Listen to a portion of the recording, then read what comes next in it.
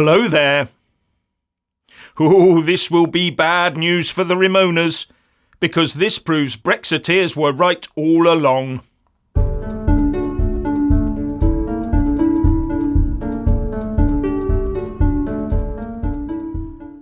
You can picture it, can't you? The Remoaners all there eagerly awaiting the news that the UK electric vehicle market would be smashed by the new EU regulations coming into force on the 1st of January 2024. More proof for them that Brexit must be reversed. You can imagine the wailing on the Twitter sphere already, can't you? And all this hinges on the requirement that 45% of components in electric vehicles shipped to the EU must be sourced from within the UK and or the EU. But this has proved a bridge too far, so we in the UK were faced with the prospect of having a 10% levy slapped on any sales of our electric vehicles within the EU. Cue much Remoaner joy. But dearie, dearie me, shock horror, those same rules apply in the other direction. EU-made electric vehicles have to abide by the exact same rules or face the same levy on sales within the UK.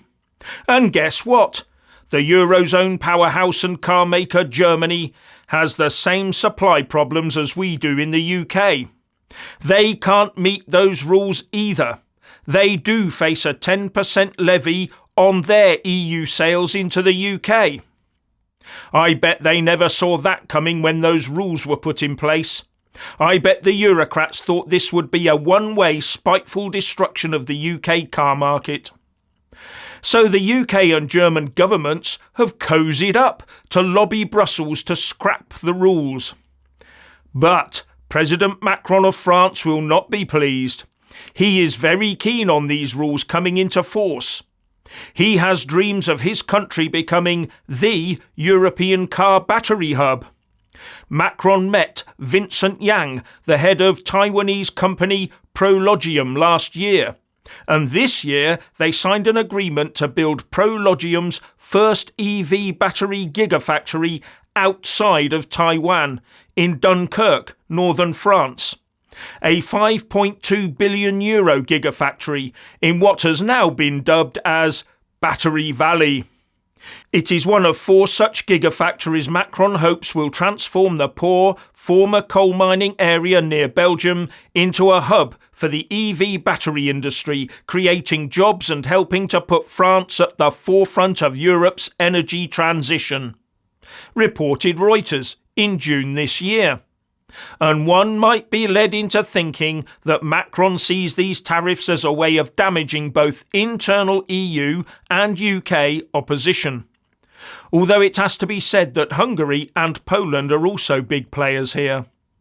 While France claims this is just about getting the whole thing over and done with now and not prolonging any pain. As well as preventing the UK using this argument again and again to keep unpicking the bits of the Brexit deal it doesn't like, says the Telegraph. And I can well believe that last bit. Anyway, you can see the issue, especially when European car makers themselves say that these 10% levies would impose such a heavy burden on them that it would lead to losses of nearly £4 billion and cause a cut in EV production of 500,000 vehicles in the 3 years to 2027. And that would not help the net zero cause one bit, would it?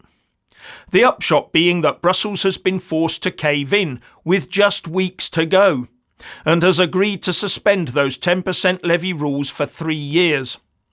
Final score: Olaf Scholz of Germany won. Emmanuel Macron of France lost. And this is one of those areas over which no single EU member state has a veto. It is decided by a qualified majority vote. So France alone cannot stop it happening.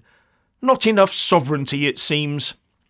Macron would need to find a substantial amount of support across the EU to get his way. But having given this reprieve the nod, I would think the Brussels Eurocrats have done their voting arithmetic. But at the heart of this is something Brexiteers said right from the start. The EU needs the UK because we buy lots of their stuff, like cars. Remember, we weren't called Treasure Island by many in the EU for no reason. Now, the other benefit for the EU and UK establishments is that it allows car makers to import components from outside the EU and UK for longer, so keeping the all-important carbon footprint smaller than it would be if we manufactured our own parts. Another false "we're doing our bit for net zero," while our suppliers look on and smile while growing wealthy on our government-led stupidity. Richard. Right, let's have some fun. Ever imagined what you would do if you were in charge of Britain? And I don't mean some ineffectual Prime Minister who gets his orders from shadowy figures in the background, with a civil service and judiciary that says no to every decision you try to make. No, I mean, if you were actually in charge of the country and your word was law. Well, this is what I would do, and many of you will disagree with me, but I don't care because you can rip me to shreds in the comment section when I've finished telling you about my my beautiful vision for Britain. And you can paint your vision there too for Jeff and I to read, so let's have a go at this anyway. And before I start, you need to understand much of what I am about to say is based upon the desperate need we now have for us as a country to have security in our lives, be it socially, or in our food supply, or in our energy supply. So first of all, I would ban one religion. I will specify that religion now. And I would make another religion the basis of all laws, as it used to be here. Anything that goes against the moral guidance of the one religion which our laws would be based upon would be then put to a public vote. So if it goes against that one religion, a public vote it would have. Okay, that covers a lot of territory and means I don't have to elaborate on the ramifications of such a move. Now, the religion I would ban is, of course, the religion of worshipping radishes. Yes, I would, of course, not be referring to any other faith, would I?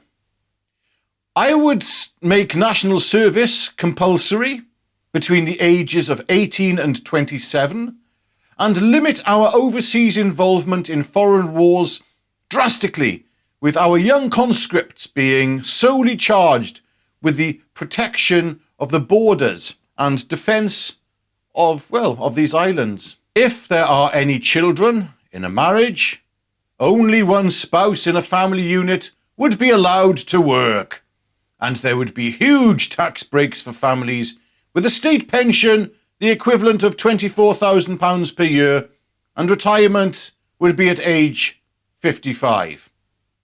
We would welcome all, and I mean all refugees who are actually refugees and who are nationals from neighbouring countries with the same values as us, providing they are facing direct persecution from our neighbouring countries and have never been subscribed to the one specific banned religion of radish worshipping. Yes, all of those that choose to not integrate with this society would be sent on a boat to France, and we would actually invade a French beach if we had to, in order to get the boats across and dump these people off safely onto dry French soil. Yes, even if that means dumping off millions of non-compliants. And those remaining criminals who have not been deported to France would be drafted in to do community work and pick crops and do hard infrastructural work to help society thrive. So we would actually make good use of these criminal gangs in the fields. The carnivore diet would make up the lion's share of what we eat, with meat subsidies making it cheaper to eat, and vegetables would cost a lot more, especially nightshades and anything with gluten in. Multinational corporations and large companies would be heavily taxed, and small businesses would pay almost zero tax, and VAT would be abolished, as would most taxes. And there would be a reversal of the Enclosures Act, allowing more people to leave the cities and create low-impact small holdings on the land, with permaculture geared towards animals being encouraged throughout the land, and rearing livestock. And no one would be allowed to own more than 5 acres of land. But unlike in years gone by, there would be no feudal landowner demanding a tax. Land would be relatively cheap. Personal taxes would be voluntary and community-based. Oh, and wood-burning stoves and open fires would be the main source of heating everywhere, with wood taken from a national or regional community forestry rotational system. Everyone would have to spend at least 1 day a week in a pub, where smoking would be legal and drinking at home would be banned unless you're having guests around. We can't have any of that. No. Yes, you're having guests around for a party. Or I suppose you could drink at home as well if you're thick. So if you want to drink and take other things, then you should do it in your community. And you would do it in your community. That would be my order. And if you developed an addiction to certain other substances, then you would be given that specific substance to which you are addicted to for free, which would drive out dealers and rid this land of the scourge of substance addiction and the ensuing crime that goes with it. And it would totally get rid of first-time users of certain things. And going to worship 2 days a week in the one building, the building of the one religion, I should say, would be compulsory from cradle to grave, and it would be the heart of the community as it used to be. Everyone would also have to work at least 1 day a week on the land in a community setting with crops and, well, a few crops and just working with the animals, and most places would be doing this, seeing as cities would be drastically reduced in size and people returned to the land from which they were forced generations ago. Yes, do some reading on that, on how we were taken away from the land and herded into cities and large towns.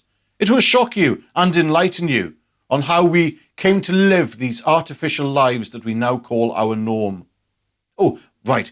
Disobedient children in school and home would find the punishment of, let's say, days yonder. That punishment would be reintroduced, and the police would be answerable only to the community. And any disrespect of the laws and the community's police would result in the villain and those nasty people disrespecting the police and the laws requiring a trip to hospital and the dentists, which they would have to pay for themselves. Men would wear a shirt and tie to work, and every day, and at all social events they would have to wear them. And the same for women, who would wear equally elegant clothing. Everyone would dress smartly at all times, even when exercising, and all clothes would be sourced from a local tailor, and all food would have to be sourced from within 20 miles of where you live, with the exception of fish.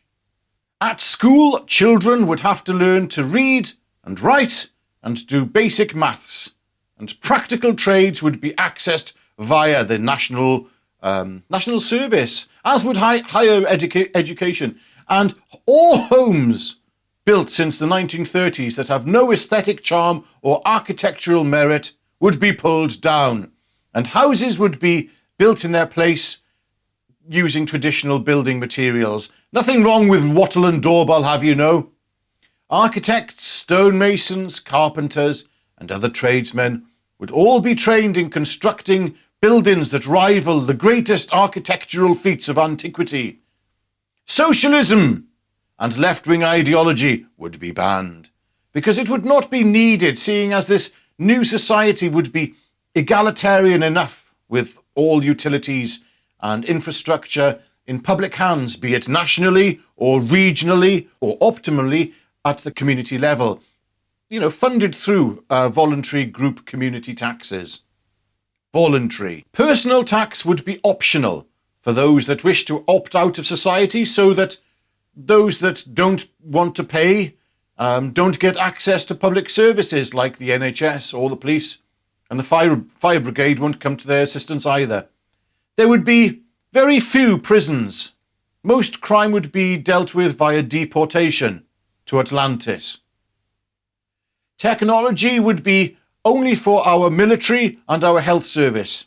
All forms of entertainment would be accessed via the community and would be live. Yes, live music, live theatre via the community pubs and clubs, and people would be forced to once again re-engage with one another. And socialising would be encouraged as often as possible with communal cooking and eating together of locally reared and produced foods, enjoyed as often as possible, lots of feasts, preferably outdoors, and yes. Steam trains would replace the current stock of trains, and our cars, lorries and buses would all be replaced with horses and carts, and the canals would be brought back to life, redug out with horses, and forcing people to actually live where they live and making an effort to make it a nice place to live, as Britain is forced to look like it used to before the Industrial Revolution, if not better.